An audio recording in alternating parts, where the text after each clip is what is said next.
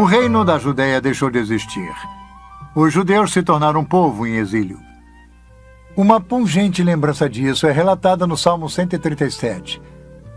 Esta bela canção expressa a extrema tristeza dos judeus cativos, chorando por sua terra natal.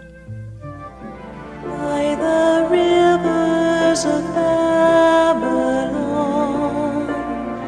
we sat down and wept when we remembered Zion.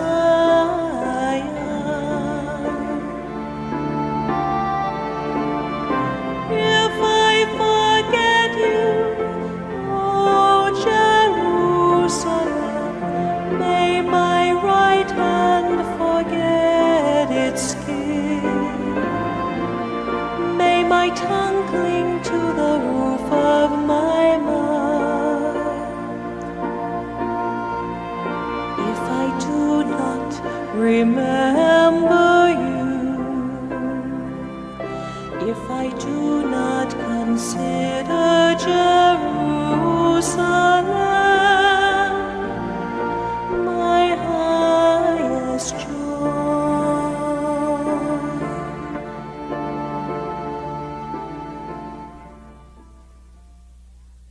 Babilônia estava no auge de sua glória quando os exilados judeus chegaram. Os cativos da Babilônia ficaram pasmos quando a viram. De acordo com os historiadores gregos, a Babilônia era maior em esplendor do que todas as cidades do mundo conhecido. Vinham visitantes de muitas partes para ver as maravilhas da Babilônia. Nabucodonosor foi um grande construtor, assim como um grande general, como Ramsés II no Egito, como Salomão em Israel. A Babilônia de Nabucodonosor era uma cidade de magníficos palácios, templos, parques e jardins. A escala e o tamanho gigantesco da cidade era surpreendente. Sua população estava estimada entre 100 e 200 mil. Era a maior cidade da Terra. Nosso detalhado conhecimento sobre a Babilônia de Nabucodonosor é resultado do trabalho árduo de um arqueólogo alemão, Robert Caldwell. Quando ele iniciou suas escavações em 1899, os achados iniciais de Caldwell foram descartados por seus colegas. Mas, à medida que suas escavações começaram a descobrir a Babilônia da Bíblia como uma realidade histórica, seu trabalho se tornou o assunto da Europa. Ao norte da cidade, Caldwell descobriu pilhas de azulejos azuis na areia. Os azulejos haviam decorado as paredes laterais do caminho processional da cidade. O tijolo era o material padrão usado pelos babilônios para construir. Caldwell enviou os tijolos de volta para a Alemanha para identificação e para montagem. Os resultados foram surpreendentes. Aqui no Museu Pergamon, em Berlim, estão os tijolos originais da época de Nabucodonosor, todos montados.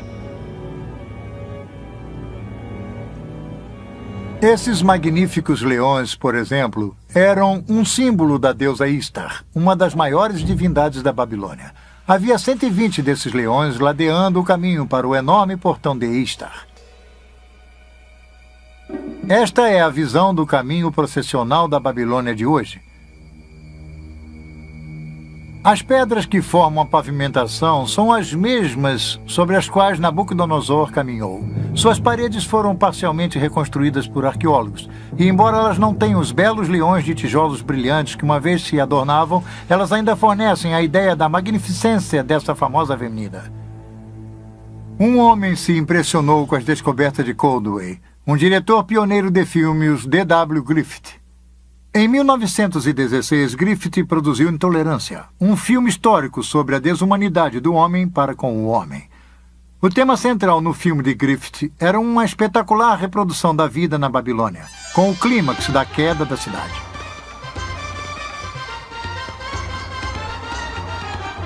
No filme, Griffith traz de forma mágica para a tela a magnificência e a grandiosidade da Babilônia de Nabucodonosor. Uma cidade que havia sido enterrada durante 25 séculos. Quando usamos a expressão esplendor pagão, ela poderia ter sido criada para a antiga Babilônia. Griffith mostra uma Babilônia de um grande esplendor arquitetônico. Uma Babilônia repleta de vida e de vitalidade. Suas ruas fervilhavam com mercadores, cartomantes, músicos ambulantes, agiotas, soldados, prostitutas, representantes dos governos, banqueiros e escravos. Griffith ofereceu ao público uma primeira visão do poder e da magnificência da Babilônia em seus dias de glória, assim como incrível ganância e sensualidade na cidade.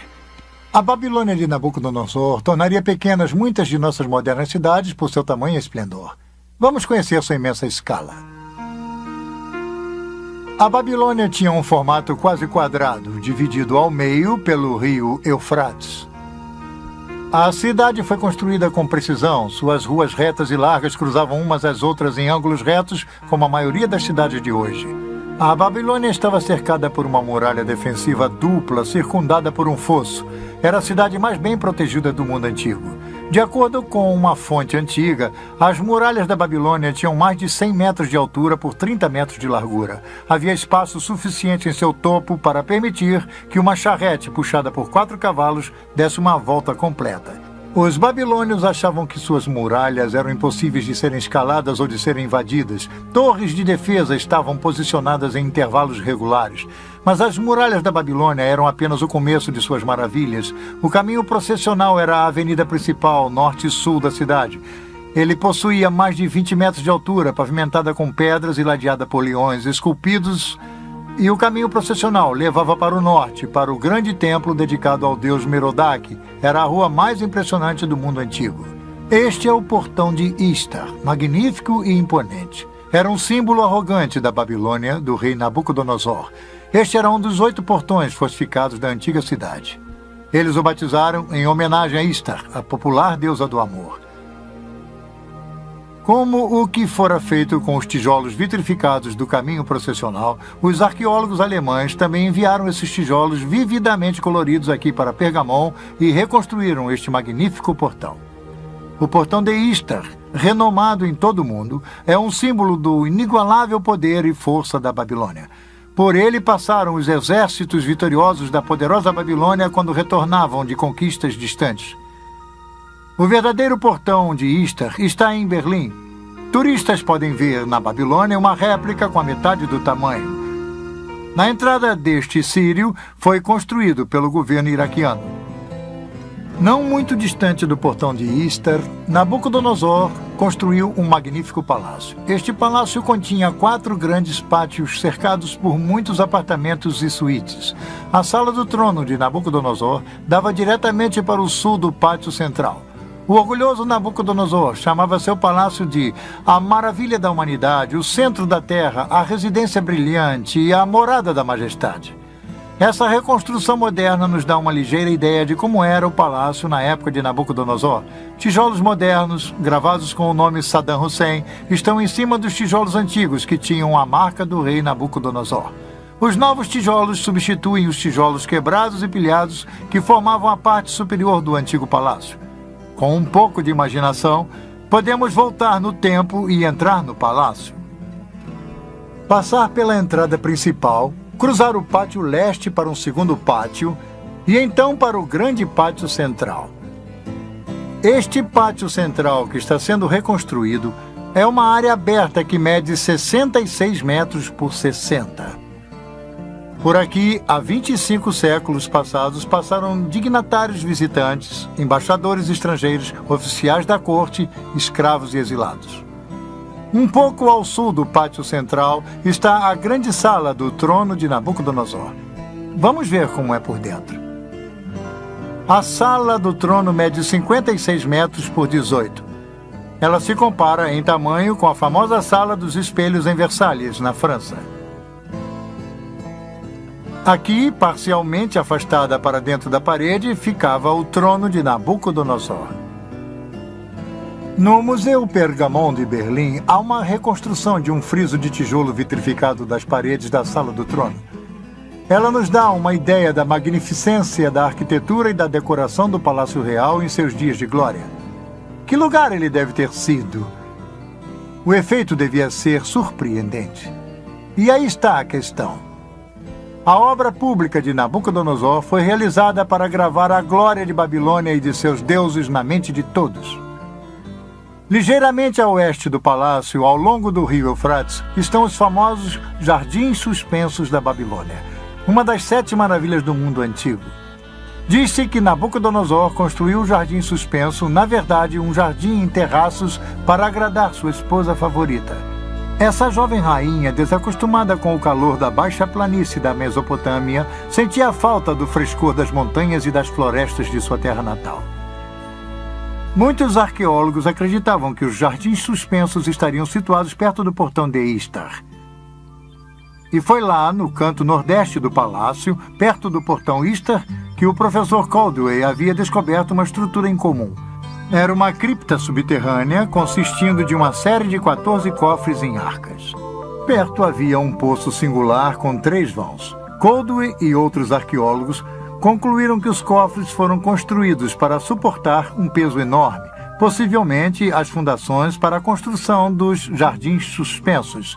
Mas hoje em dia, muitos arqueólogos acreditam que as câmaras fechadas serviam como depósito e complexo administrativo. Os jardins então teriam, de forma mais lógica, sido construídos do outro lado do palácio, mais perto do rio. Imaginem o que era. A Babilônia estava em seu zênite. Suas muralhas altas mostravam brasões com os símbolos coloridos de um grande império. Babilônia era impressionante, mas também era notória por sua decadência e por sua sensualidade. Afastada do verdadeiro Deus, viciada ao comércio e à idolatria, a decadência mora e a corrupção em Babilônia chegaram a um tal nível que ela se tornou conhecida como o Poço do Vício. Essa seria uma distinção e tanto, principalmente com o clima licencioso que dominava o antigo Oriente Próximo. Novamente vemos a Babilônia como um símbolo de tudo que é oposto aos caminhos de Deus. Obcecado por seus prazeres malévolos e repleto de orgulho por seus grandes feitos, o povo da Babilônia, assim como seu rei, se encaminharam para o seu dia de ajuste de contas. É fácil ver como as pessoas podiam ser seduzidas pela riqueza, poder e pela visível sensualidade da Babilônia de Nabucodonosor. Através da riqueza e das atrações comerciais da Babilônia, o povo do Antigo Oriente Próximo era atraído a servir aos deuses da Babilônia, Merodach e Istar. Como veremos a seguir, a cidade da Babilônia, conforme descrita no livro do Apocalipse, também é uma mistura de idolatria e poder comercial. Outro marco dominante da Babilônia de Nabucodonosor era uma torre de 7 estágios ou um zigurat. Esta grande edificação julga-se ter sido construída no local da Torre de Babel original, feita por Nimrod. O zigurat estava localizado a cerca de 800 metros ao sul do Palácio Real. Com quase 100 metros de altura, tinha mais ou menos a mesma altura que a Estátua da Liberdade no porto de Nova York. Os babilônios a chamavam de Etemenanque, a casa da fundação dos céus e da terra. Ela possuía em seu topo um templo coberto com tijolos brilhantes azuis. Nabucodonosor se gabava. Eu ergui o pináculo da torre de estágios para que seu topo rivalize com os céus. A atitude de Nimrod estava viva e presente. Nada mais resta do zigurat hoje em dia, somente os resquícios de tijolos de sua base. A torre foi há muito tempo pilhada em seus tijolos e agora é simplesmente um buraco no chão. Oposto ao zigurat havia um enorme templo, o Templo de Merodach. Ele abrigava uma grande estátua de Merodach que diz-se era feita com 22 toneladas de ouro. Ele era comumente chamado de Bel, significando Senhor. Do relicário de Merodach, Nabucodonosor espalhou o conhecimento de Bel através do Antigo Oriente Próximo. Este é um dos motivos pelo qual o profeta Jeremias cita Merodach numa profecia que predizia a queda da Babilônia. Jeremias 52. A Babilônia será tomada, Bel está confundido e Merodach abatido. Cobertas de vergonha estão as suas imagens e seus ídolos tremem de terror. Porque do norte subiu contra ela uma nação que tornará deserta a sua terra e não haverá quem nela habite. Assim, os homens como os animais fugiram e se foram. A Babilônia parecia inexpugnável. Seu poder e sua riqueza dominavam o Antigo Oriente Próximo, mas igualmente sua crueldade e sua luxuriante idolatria. Como vimos na Torre de Babel, Deus não tolera para sempre o orgulho e a arrogância dos humanos. Em sua piedade, Deus tentou avisar Nabucodonosor. O rei começou a ter sonhos perturbadores, mas eram sonhos de aviso do próprio Deus Criador. Nabucodonosor não sabia o que estava acontecendo, nem ninguém em sua corte, a não ser uma pessoa, um jovem judeu cativo, um homem de Deus chamado Daniel. Babilônia, passado, presente e futuro.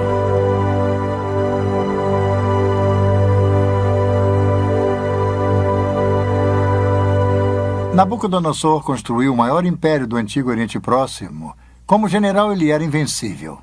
E também era um regente astuto. Quando os exércitos do rei haviam levado Daniel e outros proeminentes cidadãos de Jerusalém para a Babilônia, Daniel foi colocado na própria corte de Nabucodonosor. Os reis antigos, com frequência, escolhiam estrangeiros para preencher postos chaves, porque eles não eram uma ameaça ao trono, o que alguém de sua própria identidade étnica ou nacional poderia ser.